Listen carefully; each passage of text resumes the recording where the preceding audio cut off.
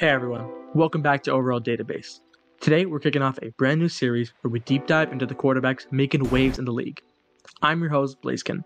I've been QBing for a few years now and I'm excited to share my thoughts on the future superstars in LFG. For our inaugural episode, we're putting the spotlight on one of the most exciting new QBs in the scene, Nicohim. From being an unnoticed QB to making a stunning Final Four appearance in just a few seasons, Nicohim's journey has been nothing short of thrilling. So, let's break down his strengths, weaknesses, and what the future might hold for us Houston Texans. First up, let's talk about Nicohim's strengths. Nico is an effective game manager, and while he might not be an X-factor player, his ability to control the game is impressive. He's great at managing routes like calling comebacks and generally handling VC plays with ease. His field reading skills are solid, though he tends to play it safe, often opting for quicker and shorter completions rather than going for those risky deep throws. Now, when it comes to field reading, Nico's skills are solid but conservative. He's proficient at scanning the field and identifying open receivers quickly, which is crucial for avoiding sacks and negative plays. However, his tendency to opt for quicker, shorter completions rather than risky deep throws is a double-edged sword. On one hand, it minimizes turnover chances and can keep the offense moving. While this is a valid point to make in theory, this was not displayed in practice by Nico's team with a negative 0.12 offensive efficiency rating as of Series 3. Credit to Merst for the calculations. On the other hand, it can sometimes limit the potential for big plays that can change the momentum of a game in an instant. Now, I do want to address the game manager label. Being a game manager is not a bad thing. In fact, it's a crucial role that every team needs. Game managers are known for their ability to minimize mistakes, control the clock, and make smart, efficient plays. Nico embodies these qualities. He's the kind of QB who you can trust to make the right decision, keep the offense on track, and avoid costly turnovers. This reliability is a huge asset, especially in tight games where every possession counts. Now, let's get into some areas where Nico can improve. His biggest weakness, without a doubt, is his mechanics.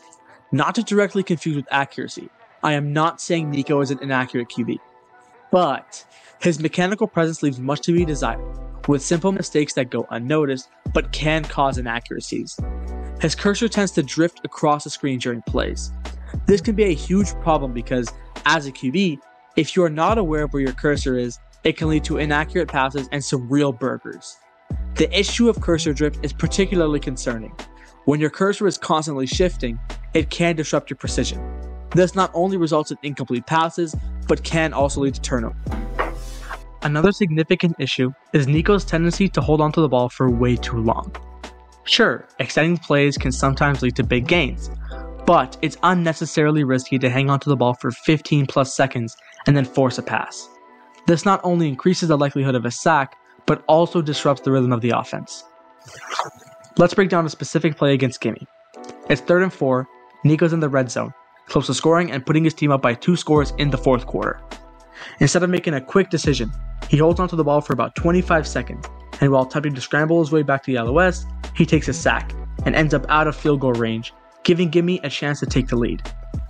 Quick decision making is crucial for a quarterback. The longer you hold onto the ball, the more times you give the defense to adjust and close in. By making quicker decisions, Nico can avoid sacks, reduce negative plays, and keep the offense moving forward. Finally, let's talk about Nico's confidence. Now, it's impossible to know for sure if this is a strategic choice or an issue with his vision, but Nico often opts for safer, simpler passes instead of going for those big, game-changing deep balls, especially in clutch situations. It's not that he never throws them, but it's rare. A prime example of this in action is in his Final Four game against Pope. His longest completion was just 37 yards. Why does this matter? Well, in high-stakes moments, having the confidence to take those big shots can make all the difference. Let's break this down a little bit more. When the game is on the line, defenses tend to tighten up, anticipating shorter, safer throws. This is where a quarterback's confidence in their throwing ability and their receiver's ability to make plays becomes crucial.